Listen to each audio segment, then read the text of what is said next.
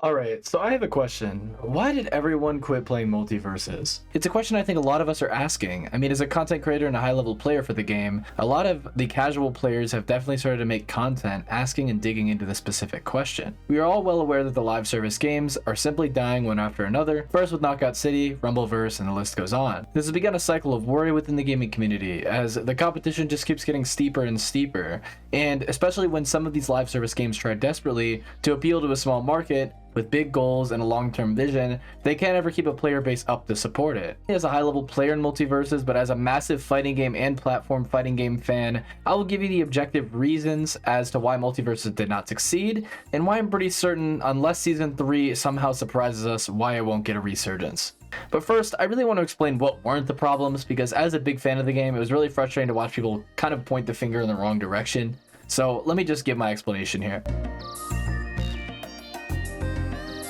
First of all, even though the game balance was not that great and wasn't anything special, I think it's unfair to say this is what drove everyone away.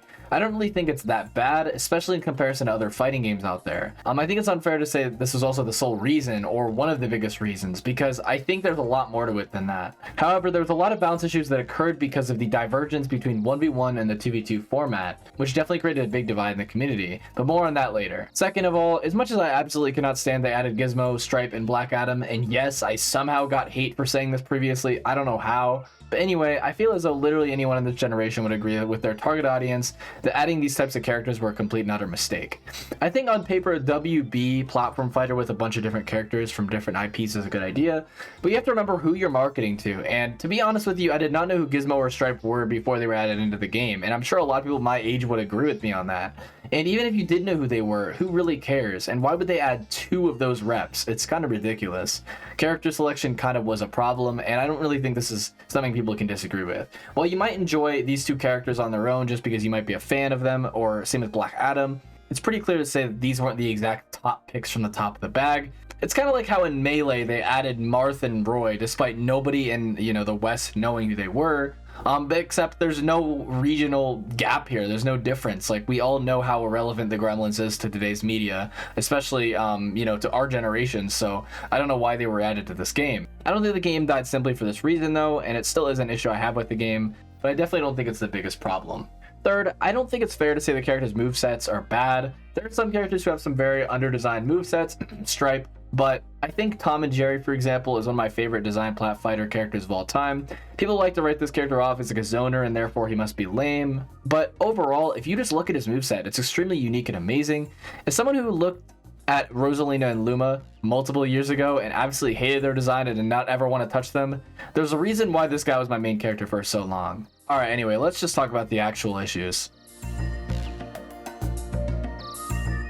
The first issue, and the most standout one to me, no question, is that the game is an absolute buggy mess. Me and many other top Multiversus players on Twitter specifically would hype up every update after the Multiversus dying buzz kind of started to, become popular. But every single time we'd get new content and new additions and more bugs would get fixed, there was always new bugs and more game-breaking ones to associate with the new content.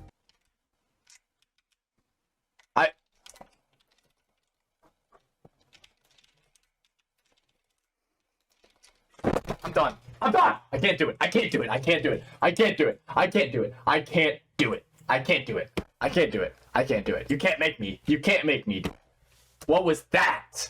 And I'm sure other high-level players and veterans can confirm this as well. And as a Finn player, I was playing one of the less buggy characters while still dealing with bugs all of the time. However, characters like Steven and Gizmo, I've heard, and more niche characters like that were literally dealing with a bug every game, if not multiple times a game.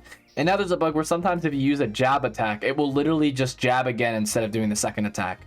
What's worse, this happens about 50% of the time, so some characters barely ever get to use their jab 2 or jab 3. So yes, the game is extremely buggy, and that's why we can't take it seriously competitively.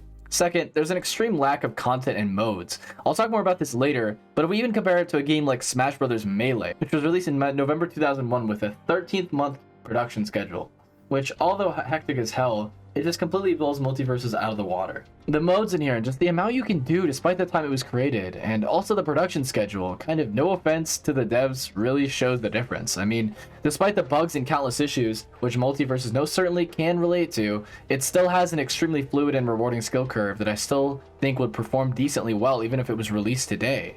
Of course, given it had some more quality of life features to keep it alive. However, if we look at Multiversus though, there's almost no unique modes that you can explore, and it makes the game feel like more of a tester version more than anything. Third, as I teased before, there were a few issues that sprouted due to the divergence of balancing 1 and 2s. As the game blew up at the beginning, it was at EVO with an $100,000 prize pool for the 2v2s mode, won by pro Smash players Void and a Cat. At the time, this had a lot of viewers, and people were really interested in seeing how Multiversus would play out competitively. But as a Multiversus content creator, what I realized as time goes on is that 2v2s gets way less of a viewer base and even less of a player base than 1s. 2v2s is more fun and more interesting a lot of the time, but no one likes watching it for some reason. A lot of people argue it's not fun, or it's too chaotic to watch, or that there's just too much jank, and so on.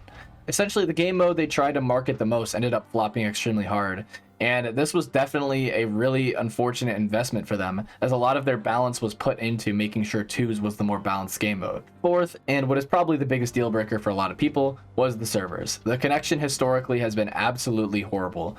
The constant disconnects and random lags off stage, losing all your resources randomly and lagging to the bottom of the blast zone, it was just such a mess. Now there's more improvements from the release, I would say, particularly the decision to region lock the US so you can't deal with West people as an East player in ranked, which is definitely good. But there's also been a few tweaks to the servers which have genuinely improved them.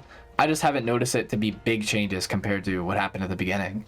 However, we know with how horrible Smash Ultimate Online is, that a game can still strive without good connection. But that's what brings me to my next issue, which I mentioned previously, the competition.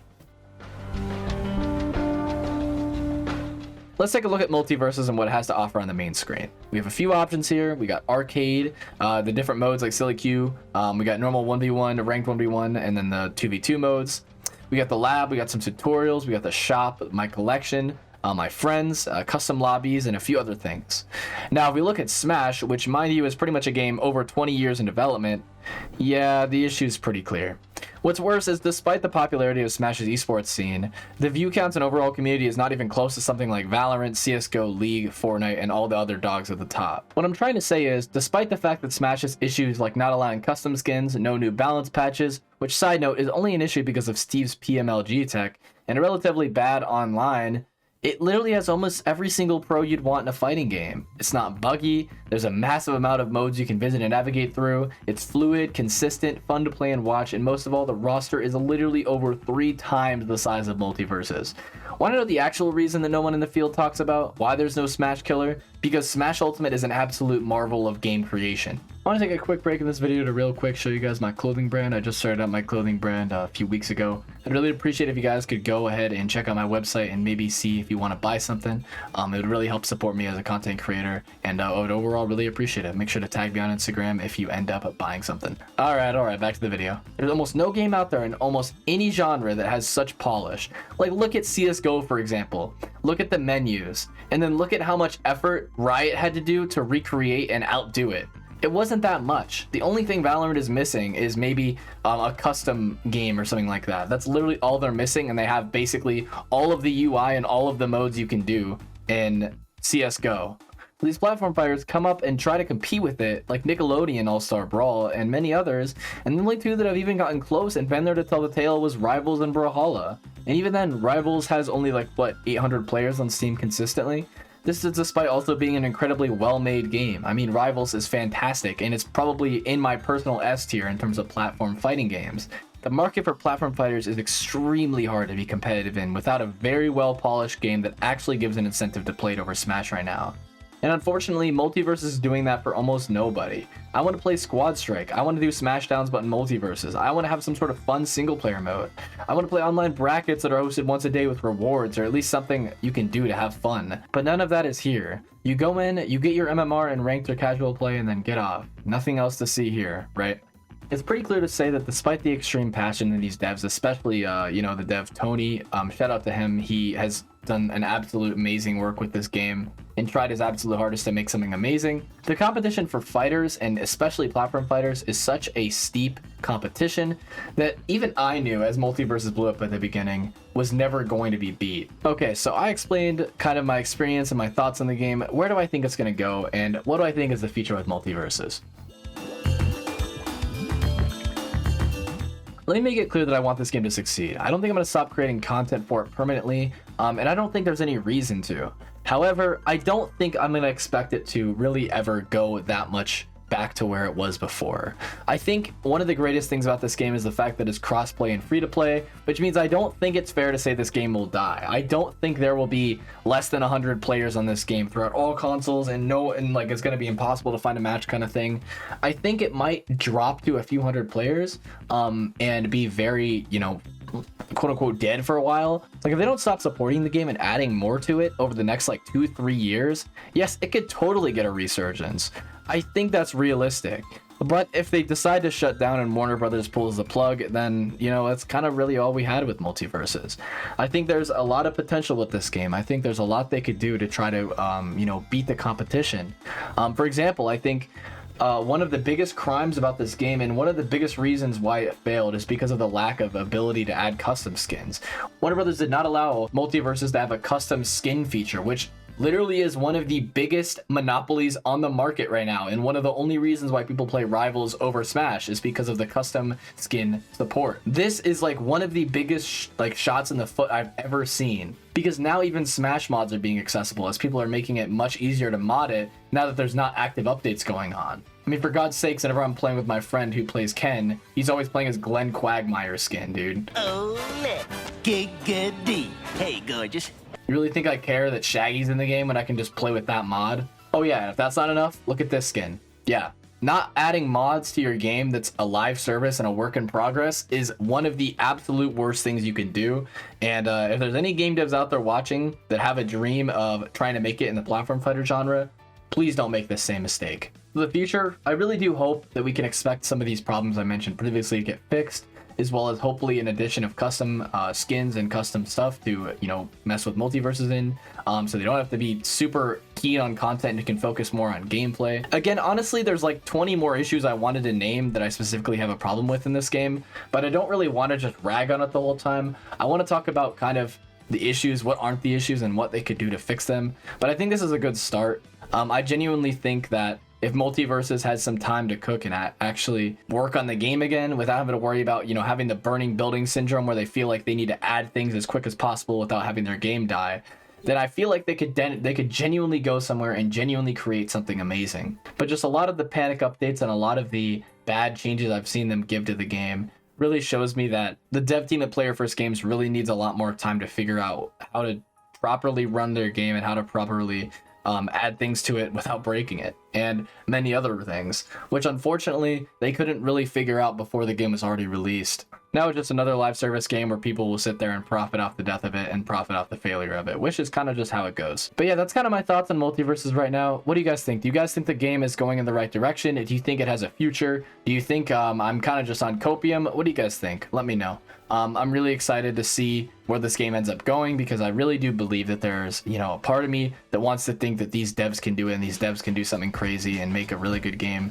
But I also don't want to put faith into something that I know won't happen. Let me know. What do you guys think? Hope you guys have a good rest of your night, and peace out.